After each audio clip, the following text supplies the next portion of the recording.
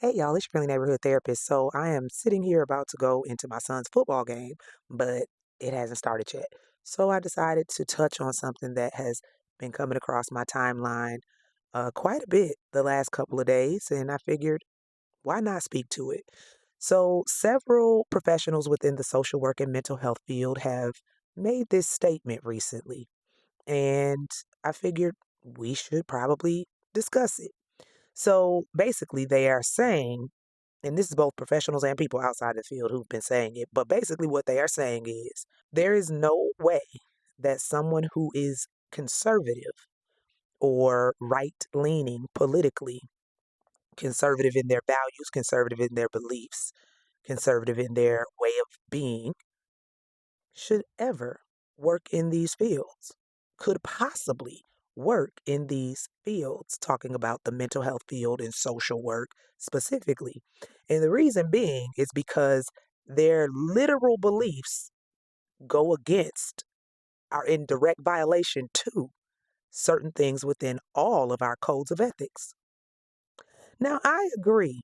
It is actually mind boggling how somebody who is especially extremely conservative and someone who is very right leaning politically could possibly work in these fields.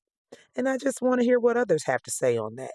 And the reason I agree, let me tell you, is because the social work code of ethics specifically says that it is explicitly against the code of ethics if your beliefs are discriminatory in any way against people due to their race, sexual orientation, religion, etc., etc.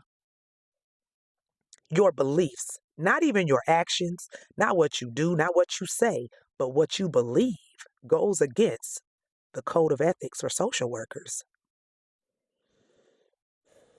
So, how do you reconcile that? Then, the other thing which shows up in all the codes of ethics I've seen, social work, counseling, psychology, psychiatry, all those, social justice work is a foundational aspect of these fields. Social justice work means that you not only believe in, but desire and fight for equality and equity for all people. So this would mean, let me give you an example. This would mean you cannot believe that gay people don't have a right to get married. You can't believe that and work in these fields. You cannot believe that people of color are somehow inferior or less than, i.e., you can't be racist. Now, here's the thing, we know that people like this exist in all walks of life, all fields, everything, all sectors. I was just watching something the other night with my family. We were watching some documentaries on Netflix. The show Explained. It's a dope show. It's a series. Y'all should go watch those. They're really good. They teach really good stuff on those, and they explain a lot of really intricate subject matters. But on any note, they were talking about being brainwashed. There's a specific episode on brainwashing, right? And it's explained. And they are talking about how people can become radicalized very quickly and can become brainwashed without even realizing that it's happening. And what they said in that documentary was fascinating to me because what they said was that even in spaces like the military, there are literal white supremacists and racists in the military ranks fighting for the country, supposedly fighting for freedom for all. Now, this is not surprising. We've known this, but it's just an example to show that no matter what sector it is, you are going to find people of all value systems, belief systems, etc., etc. And it is very hard to believe that someone can separate their values and what they believe away from the work that they do or the people that they work with or the things that they are supposed to do that are foundational to the space that they work in. That's very hard to believe that someone can do that. This also came up. A friend of mine that I follow over on Facebook, me and her discuss a lot of different things, and she made a post regarding religion in therapy and therapists bringing their religion into the sessions. This is unethical. And I often wonder how people of certain belief systems can reconcile that with their work. Because in the space of Christianity, which I grew up in a Baptist church. You're supposed to spread and share the gospel with others. You are never supposed to be ashamed of that, and there is no reason why you cannot and should not do it. But you cannot do it in the therapy space. The only way that it is ethical within the therapy space is if it is client led. If the client signs off for it, the client has to literally request it. So this would be like you have a Christian client who would like to incorporate certain aspects of Christianity or spirituality or prayer or whatever into their therapeutic work, into their treatment plan. Then you can do it.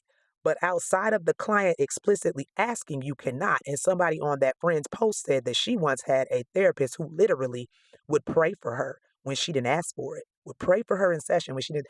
That is unethical.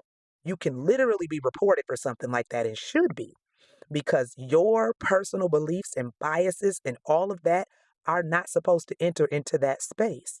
You cannot proselytize to clients. You cannot spread and share the gospel with a client. And what do you do if a client believes something else? What do you do? What do you do? Like in my case, when you have a client who wants to process deconstructing their faith with you, and now their beliefs are starting to change. What do you do? That's a question I actually have for people. And then my thing is, it's not that Christian counselors can't exist. There's a space for that. There's a space for everything, right? But you have to market yourself that way. You can't blindside people with that. Like, you market yourself as a typical professional mental health provider, but then you put in your spiritual or religious beliefs into your work. You can't do that. But if you market yourself as a Christian counselor, now everybody who sees you is aware that is what you do, that is how you operate. And if I want to work with you because I am a Christian who wants to incorporate that into the work, cool. But to blindside people with that is completely unethical.